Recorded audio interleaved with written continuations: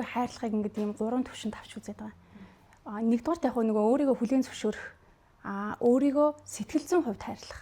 Сэтгэл зүй өөрөө амар амгалан байх, сэтгэл зүй өөрөө яг нь тайван, одоо стрессгүй байна, орчинд байна гэдэг чинь өөрийгөө хайрлаж байгаа. Бие махбодын хувьд өөрийгөө хайрлах. Нөгөө дасгал хөдөлгөөн, эрүүл зөв хооллолт бие махбодоо одоо зориулж бид нар биеиндээ зориулж дасгал хөдөлгөөнөө хийх, аргаарт гарах тий эрүүл зөв хооллолоор ундаалах ч юм уу.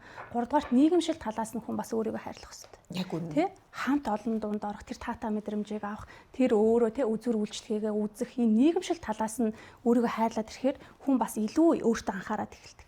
Хүн өөрийгөө хайрлна гэдэг чинь энэ бие махбод маань надтай л хамт байна. Миний л бие махбод учраас би юу хаана болоод байгааг би л мэдж байгаа учраас өөрийгөө хайрлаад ирэхээр хүн таныг яг тэр хэмжээгээр хайрлаж эхэлдэг гэсэн.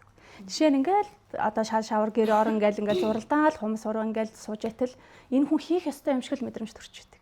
Гэтэл би өөрийгөө хайрлаад өөртөө илүү цаг гаргаад ирэхээр тэр хүн чи ч гэсэн намайг ингэж хайрлах ёстой гэсэн тийм ойлголтыг өгч өгдөг. Энэ нэг хувиа хичээсэн тал мэт боловч яг энэ өөрийгөө хайрлаж байгаагаас хүн яаж өөрийгөө хайрлах ёстой хүүхдүүдтэй хүртэл те энэ намайг ингэж хайрлаа шүү би ийм үн цэнтэй бүсгүй шүүгээ тань ижилдээ хүртэл ийм ойлголтыг өгч өгдөг. Учраас эмэгтэй хүн өөрийгөө хайрлах тухай асуудал маш чухал. Өөрийгөө хайрлна гэхээр нэг үнтэй хувц аваад гой гангийн мэдэж уух тухай биш. Сэтгэл зүйн хувьд амар амгалан, бие махбодын хувьд эрүүл саруул, нийгэмшлийн хувьд хамт олонтой найз нөхдөөгөө уулзах, үзүр үйлчлэгээ үзэх ийм харилцаанд орох нь өөрөө өөртөө хийж байгаа маш том хөрөнгө оруулалт. Soul Lab-ийн ерөнхий ивент тэтгэгч дэлхийн хамгийн нэмгэн жив Baby Lab ажиллаж байна.